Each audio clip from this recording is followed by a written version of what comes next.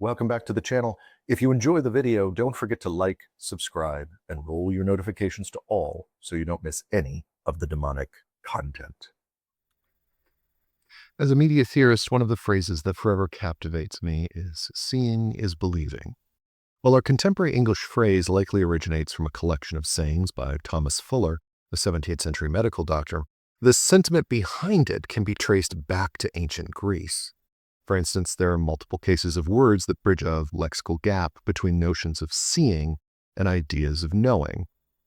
For example, the verb eido can mean I see, but it can also mean I know. Likewise, horao can indicate looking with the eyes or an ability to see, but also to see with the mind or to understand.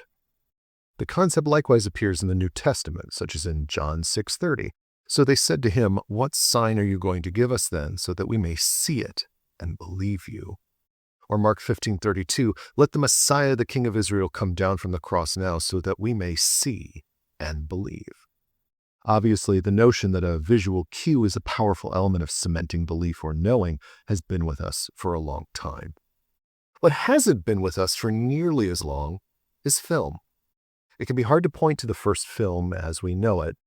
Do we consider it Muybridge's The Horse in Motion, a series of images created on glass and deployed on a hand crank machine, a zoopraxiscope? Do we consider that the first film? But what about Le Prince's Roundhay Garden scene, which has a staggering runtime of 2 seconds?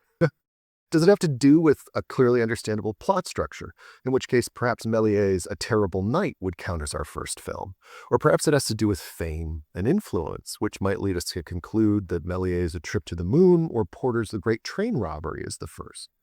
Regardless, film has been with us for a little over a century at this point, but in the wake of its creation, our ability to see and believe has changed significantly. Moreover, what do we make of media representations that are false, but nevertheless become a part of our conscious ideas of truth? For instance, we've seen time and time again the old trope of a flatlining patient brought back from the brink of death by 2 paddles of a defibrillator rubbed together. Yet, this is technically medically impossible, a myth that we've taken as truth because seeing is believing. Likewise, if you think you know what a bald eagle sounds like, you're probably actually thinking of a red-tailed hawk.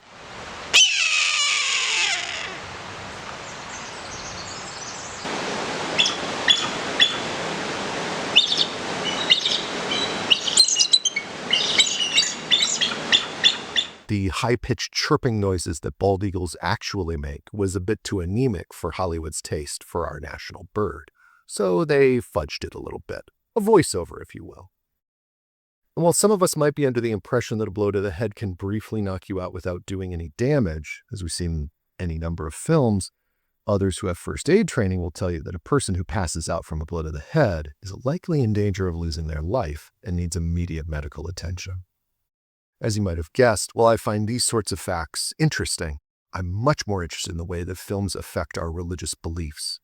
How many imagine Charlton Heston when they think of Moses parting the Red Sea? What do we make of the push from pastors and priests for their congregations to attend the Passion of the Christ so they could see Jesus' suffering for themselves?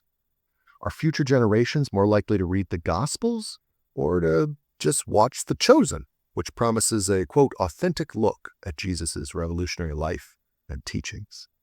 When the Conjuring series tells us that the events are based on the true case files of Ed and Lorraine Warren, does that make us more likely to believe in the demonic?